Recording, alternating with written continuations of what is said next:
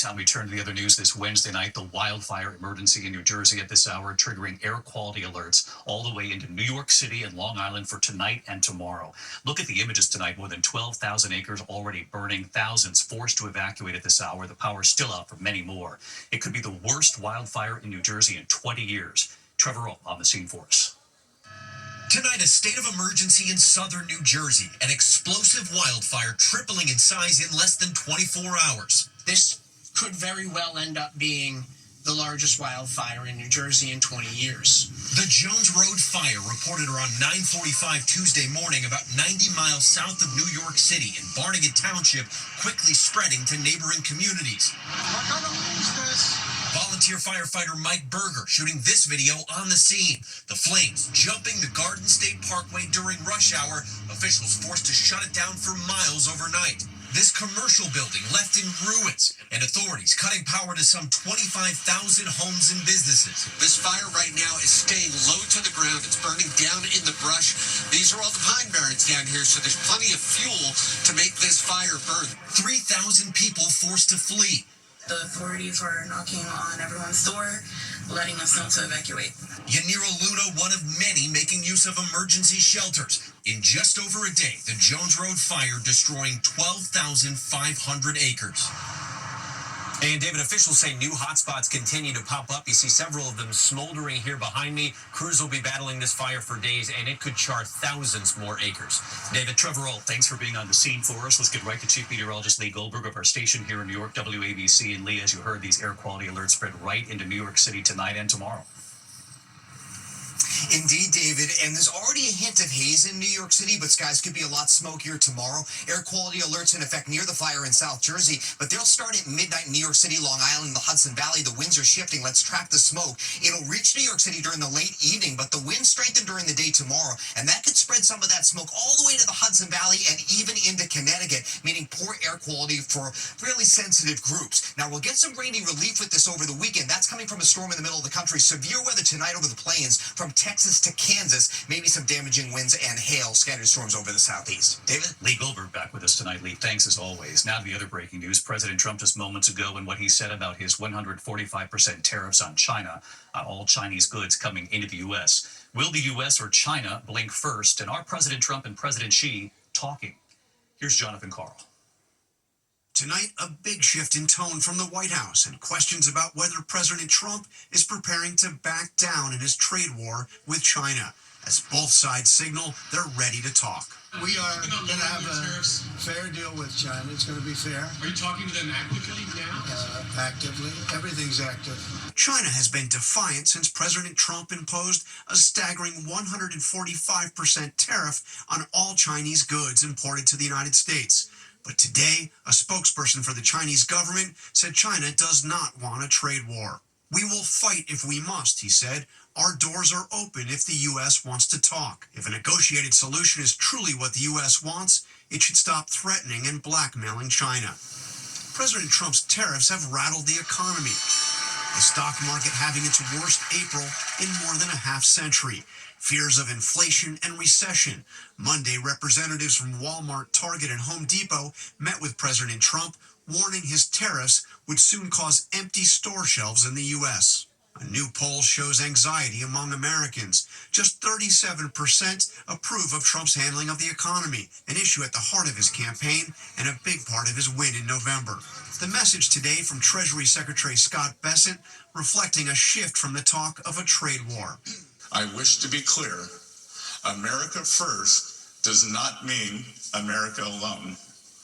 To the contrary, it is a call for deeper collaboration and mutual respect among trade partners. Secretary Bessent echoing the words of Joe Biden's Treasury Secretary. America first must never mean America alone. Tonight, the president was asked if he is ready to cut his 145% tariffs on China, which his Treasury Secretary acknowledged amounts to a trade embargo. How soon do you want to bring the tariffs on Chinese goods? Well, that depends on them.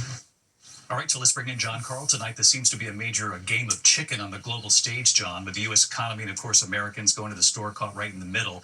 The president has said many times, as you know, John, that he's got a very good relationship with China's President Xi. So what are your sources telling you? Are President Trump and President Xi even talking here?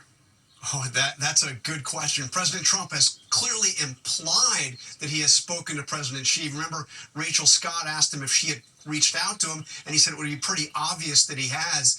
I called the Chinese embassy today, and I asked the White House very directly, have the two men spoken? Neither side would answer the question. You'll stay on it. John Carl live at the White House for us. John, good to see you. Now to those major developments involving Ukraine tonight. President Trump lashing out at President Zelensky after Zelensky did not agree to what the U.S. proposed, which called for Ukraine giving up the land taken by Russia since the invasion and Crimea. Here's Martha Raddatz. Tonight, President Trump lashing out at Ukraine's President Volodymyr Zelensky on social media, writing, "He can have peace or he can fight for another 3 years before losing the whole country. The man with no cards to play should now finally get it done." Trump angered by Zelensky's refusal to accept a U.S. proposed peace deal that would prohibit NATO membership for Ukraine and would include Ukraine giving up land that Russia has seized since its invasion, in addition to giving up Crimea.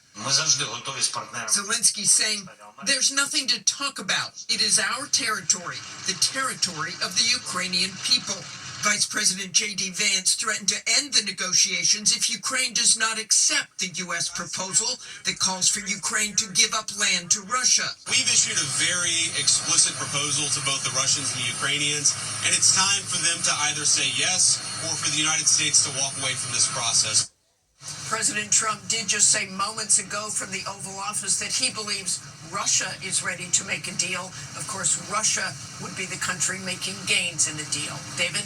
Martha Raddatz with us tonight as well. Thank you, Martha. Now to Boston tonight and the dramatic testimony at the retrial of Karen Reed, accused of killing her Boston police officer boyfriend. Tonight you will hear the officer's mother as she takes the stand for the first time. Here's Matt Gutman. The Commonwealth calls Peggy O'Keefe. Today, gut-wrenching testimony at the second murder trial of Karen Reed, the former professor accused of backing her SUV into her boyfriend, Boston police officer John O'Keefe, and leaving him to die in a blizzard. More than 3 years after losing her son, Peggy O'Keefe breaking her silence, recalling the moment she saw his battered body in the hospital. He's bruised up, his eyes were closed. It's just not a good scene. Peggy testified the defendant, Karen Reed, shouted at her in that hospital hallway. I hear Karen Reed yell, "Peg, is he dead? Is he dead, Peg? Peg, is he dead?" John O'Keefe's mom says Karen told her she dropped him off at a party. She said, we went to a party. I left him there. I said, "You just left him there?" But the defense claims Karen didn't kill John. They say he was killed after she dropped him off at the home of another cop. And today, one of John O'Keefe's oldest friends, Kerry Roberts, who drove Karen to help search for him, grilled by Reed's defense attorney. Did you lie? I did not intentionally. I said I misunderstood the question, Mr. Jackson. The case has divided the town of Canton. Neighbors have taken sides. And key witnesses like Kerry Roberts, one of John's oldest friends, speaking exclusively to GMA, saying they've been harassed and threatened for the crime of Telling the truth. It's my friend. I'm not going to not help. It's all about which side are you on. We're John's closest friends and family, and we still haven't been able to grieve because of all of this. It's all lost on this circus. And David, that first trial ended with a deadlocked jury and a mistrial. This retrial is expected to last somewhere between 6 to 8 weeks. And if she's convicted of that second-degree murder charge, Karen Reed could face up to life in prison, David. All eyes in Boston watching this, and now much of the country too. Matt, thank you. From Capitol Hill tonight, Illinois Senator Dick Durbin, the number 2 Senate Democrat, announcing he will not seek re-election next year. Durbin is in his 5th term in the Senate after serving 14 years in the House. And at 80 years old, he says it's time to pass the torch. Durbin is now the 4th Senate Democrat to say they will not run again next year. When we come back here tonight, the medical emergency for music legend Carlos Santana. More in a moment. And the images here tonight, the scare in the U.S., the chemical leak, extremely flammable and potentially cancerous. The race to get it under control in a moment here. Here are the images coming in from Houston. Emergency crews racing to contain a dangerous chemical leak on board a barge there. Authorities say a broken valve released a vapor form of butadiene, colorless and odorless. It's potentially flammable, explosive, and cancerous. The leak has been contained tonight. Authorities now saying there's no threat to the community. To the index of other news tonight, Rock and Roll Hall of Famer Carlos Santana suffering a medical emergency in San Antonio, Texas. He is now 77. He reportedly fainted before his concert last night. And just moments ago tonight, a spokesperson now revealing he has tested positive for COVID. He's now resting at his hotel. Tonight's show postponed. He does say he hopes to resume his tour on Friday, if he can. Tonight, a father in Illinois winning a $1 million scratch-off ticket, and he already knows one thing he'll buy. Staying anonymous, he told lottery officials he plans to pay his bills, and then he's splurging on VIP tickets for the Chicago Bulls next season for him and his son. They haven't been to a game in 8 years. I hope you're courtside. When we come back tonight, the new mom at 97 and the big reveal tonight. They lined up today to see the babies. Finally tonight, the babies revealed. Tonight at the Philadelphia Zoo, it's their big debut, the incredibly rare sight. For the first time, the public able to see 4 critically endangered Western Santa Cruz Galapagos tortoise hatchlings, little baby turtles. Less than 50 are known to exist in America. We first showed you the babies earlier this month. The Philadelphia Zoo's veterinary team caring for the eggs, watching them hatch, measuring the babies, feeding them. Tonight, the zoo telling us they are proud to protect the endangered population and proud of that 97-year-old mom, appropriately named Mommy. Hi, David. They say remarkably, she is a first-time mother at 97, now the oldest known first-time mother ever of her species. She is our oldest and longest tenured resident, estimated hatching in 1928 and has been here since 1932. So she's about as Philly as it gets. Today, families are lining up to see them. The zoo telling us the babies are thriving, exploring their new habitat. And tonight, you have a chance to help name them by voting on their website, philadelphiazoo.org. And by donating to their conservation fund, a chance to win a one-of-a-kind painting the babies made by walking across this canvas with green, non-toxic paint on their little feet. Tonight, the zoo happy to debut the babies and happy for that first-time mom at 97. Congratulations, Mommy! Our congratulations, too. Good night.